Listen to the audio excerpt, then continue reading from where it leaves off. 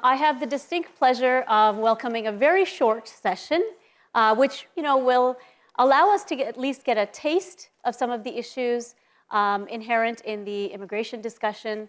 But really, it's only going to be a taste because we only have 10 minutes. So I would like to welcome Dr. Mikal Skuterud. So Dr. Skuterud is a full professor in the Department of Economics at the University of Waterloo, director of the Canadian Labour Economics Forum, fellow in residence and Rogers Phillips Scholar of Social Policy at the C.D. Howe Institute, and he's also a research fellow at the Institute for Labour Economics. Welcome. Thank you, Rupa. Okay, so Mikal, we know that there is a lot of tension within the immigration policy discourse in recent years and maybe in recent months, even more so, between quality and quantity, between long-term and short-term needs, for example. And on one hand, the Canadian government has really positioned immigration as a central pillar in the post-COVID economic recovery. But on the other hand, public attitudes towards immigration seem to be taking a nosedive. So I have three questions for you. The first question is, in your view, what is the relationship between immigration and productivity?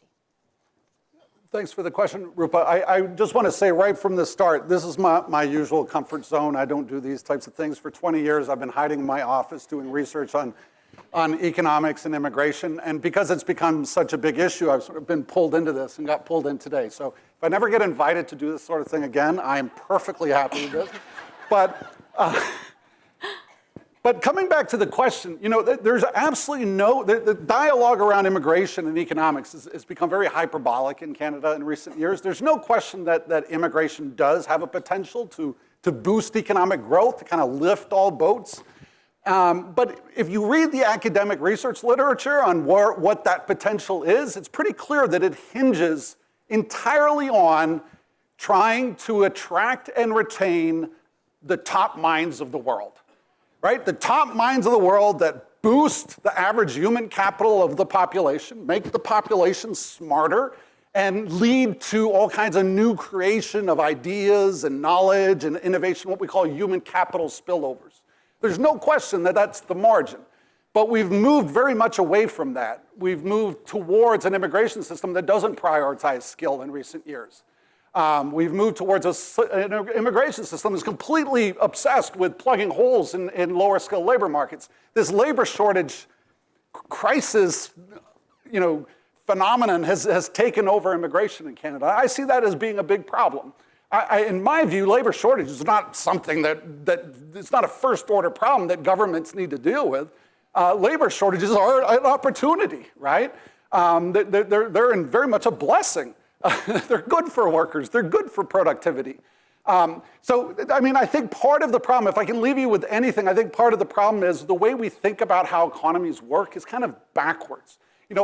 Labor markets and economies are not machines that fall apart when a cog is missing. Economies are very organic. They're very good at repairing themselves and balancing out, right? And that happens through price adjustments and affecting incentives.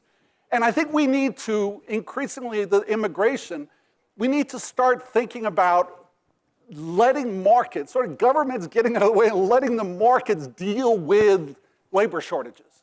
Let employers deal with tight markets. How do you do that? You make your workers more efficient. You get more out of your existing workers by investing in technology that makes them more productive. You raise wages and compete. And those higher wages make workers. There's a kind of efficiency wages. You make workers more productive. So we need to start using our immigration instead for driving growth.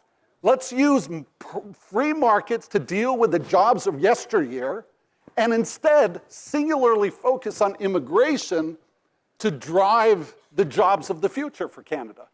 Right? Okay. That's what we need to do. Okay, so given that response, if you had the magic wand right now, what changes would you implement to actually address the tensions and do some of the things you're talking about here? So prior to 2019, we actually had a really great system for economic immigration. You well know, it's called the comprehensive ranking system. It's essentially a grading system where applicants are graded on a ranking system called the CRS, where we look at their human capital characteristics at entry, and we predict what their earnings are going to be 10 to 15 years into the future. And so the CRS is literally a prediction of who's going to have high earnings. And then we rank them. And every 2 weeks, we just pick the people with the highest scores. That was what was done. That whole system has been dismantled. So now what we're doing is we're prioritizing lower skilled workers. We're prioritizing truck drivers and farm workers over computer scientists at our top universities. And there's a zero sum here. Every time you allocate one PR permanent residency slot for a low skilled worker, that's one less slot for somebody else. So I think we're so obsessed with these labor shortages, we sort of turned the whole thing upside down. That would be my number one recommendation, is to get back to a single pathway to economic immigration that goes through the comprehensive ranking system. We need to get away from these provincial nominees that bypass the CRS. We need to get away from all of these ad hoc programs that bypass the CRS. Okay. So recently we've had a number of announcements. What are your thoughts on the recent caps introduced for temporary residents, for international students? And do you think this is the right approach? How will it affect the Canadian economy and workers? So, I worry about these caps. It's no secret to anybody that putting a cap on in any policy dimension is a blunt instrument, because the devil is in the details of how you allocate.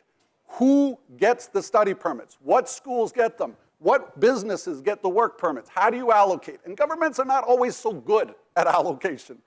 Social play, we've kind of, through history, have learned social planning in the economy doesn't always work so well. So again, get out of the way and let the markets do what they're good at. Let labor markets do what they're good at. And so let me just tell you very quickly about the University of Waterloo. It took me 6 years to get a research proposal accepted where we linked every graduate of the University of Waterloo with all their immigration records and all their T1 income tax forms. So we see what part of the grade distribution, is it the best students or the worst students who are staying in Canada? Is that changing over time? And what do their earnings look like when they settle here? We can do that with students from Waterloo now. We're working on that project. Let me just tell you, preliminary result, this hasn't been released yet, but the University of Waterloo, their students are settling at twice the rate in Canada of the national average. And their earnings are remarkable. International students graduating from the computer science program at Waterloo are doing phenomenally well. Yet, over the past 6 years, University of Waterloo international student numbers have been declining, in absolute numbers, declined the past 6 years.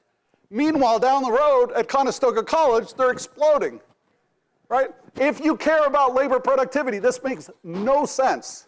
Makes no sense whatsoever. I know that doesn't make me popular in some crowds, but it's the absolute truth, right? So we need to get back to a singular focus on attracting talent. That has to be the focus of immigration. That's where the potential, if what you care about is productivity, that's where the potential is. Okay. Thank you so much, Mikal. I know we've only scratched the surface. I have about 100 more questions, which I can't ask at the moment, but I want to thank you for your time, and hopefully it will generate some discussion going forward. Thanks so much.